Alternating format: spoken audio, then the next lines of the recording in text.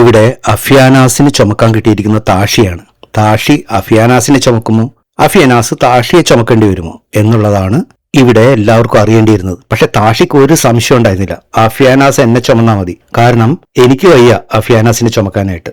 ആ ഒരു സ്റ്റാൻഡിലായിരുന്നു താഷി. താഷി വിക്രം വേതാളത്തില് വേതാളം തൂങ്ങിക്കിടക്കുന്ന പോലെയായിരുന്നു അഫ്യാനാസിന്റെ പുറത്ത് തൂങ്ങിക്കിടന്നിരുന്നത്. അതുപോലെ ലൊലീറ്റയ്ക്ക് കിട്ടിയിരിക്കുന്നത് ഷിജിനെയാണ്. ഇവിടെയും ഒരു പ്രശ്നമുണ്ട്.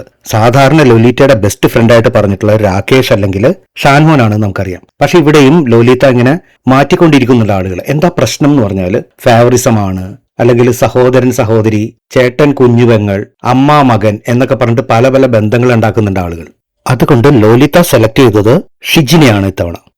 അപ്പോൾ ഷിജിന്റെ കഴുത്തിൽ കയറി തന്നെ ഇരിക്കേണ്ടി വരും ലോലിതയ്ക്ക്. എന്താ സംഭവം എന്ന് പറഞ്ഞാൽ, കഴുത്തിലൊക്കെ തൂങ്ങിക്കിടന്നിട്ട് കാര്യമില്ല. കുറച്ച് കഴിയുമ്പോൾ ജഡ്ജസ് പറയും ഒരു കൈ എടുക്കൂ, രണ്ട് കൈ എടുക്കൂ. അപ്പൊ രണ്ട് കൈയും രണ്ടു പേർക്ക് ഫ്രീ ആയിട്ട് വെക്കേണ്ട ഒരു അവസ്ഥയിലെത്തിക്കും, അത് ഉറപ്പാണ്. അതുകൊണ്ട് കഴുത്തിൽ കയറിയിരിക്കാൻ പറ്റുന്ന ആള് കഴുത്തിൽ കയറിയിരിക്കുക, അതാണ് ഇതിന്റെ ഏറ്റവും സേഫ് ആയിട്ടുള്ള ഓപ്ഷൻ. ഒരു പരിധിവരെ സ്റ്റാർട്ടിങ്ങിലെല്ലാം ലോലിത ഷിജിൻ അത് നന്നായിട്ട് ചെയ്തു. പിന്നെ അതുപോലെ ഏറ്റവും നന്നായിട്ട് ചെയ്തത് എൽദോയും ഷിബിനെയുമാണ്. ഇവർ തമ്മിൽ ഇടക്കിടക്ക് പൊരിഞ്ഞടിയാണ്, ഇടക്കിടക്ക് ഭയങ്കര ഫ്രണ്ട്സ് ആണ്, ഇടയ്ക്ക് എന്റെ ശത്രുവാണെന്ന് പറയും, വില്ലനാണെന്ന് പറയും, പിന്നെ ഇടയ്ക്ക് ഹീറോ ആകും. ഇങ്ങനെ മാറ്റിക്കൊണ്ടിരിക്കുകയാണ് എല്ലാവരും.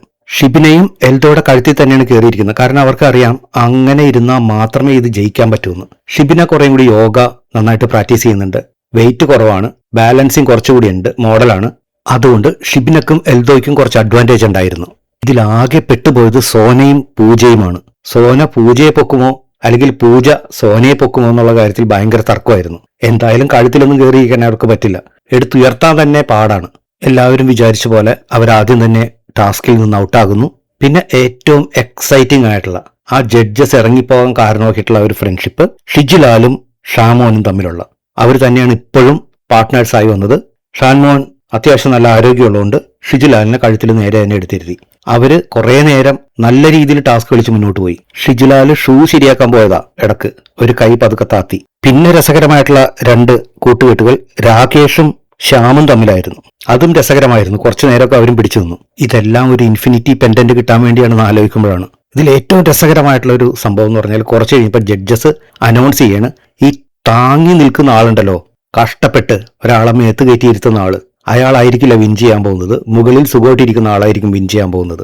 സ്വന്തം ഫ്രണ്ട്സിനെ പൊക്കിപ്പിടിച്ച് നടന്നോ എന്നുള്ളതാണ് ഈ ടാസ്ക്. ജയിക്കുന്നത് നിന്റെ ഫ്രണ്ട് ആയിരിക്കും, നീ ആയിരിക്കില്ല. ഇത് കേട്ടതോടുകൂടി പകുതി പേര് മുകളിൽ കയറിയിരിക്കുന്ന ആളെ താഴെ ഇട്ടു. ഞാനിതിന് ഇത്ര കഷ്ടപ്പെടണം, എനിക്ക് ഇതുകൊണ്ട് ഒരു ഗുണമില്ലെങ്കിൽ മുകളിൽ കയറി വെറുതെ ഇരിക്കുന്ന ആളെ പോലെയാണോ ഇത്രയും ചുമ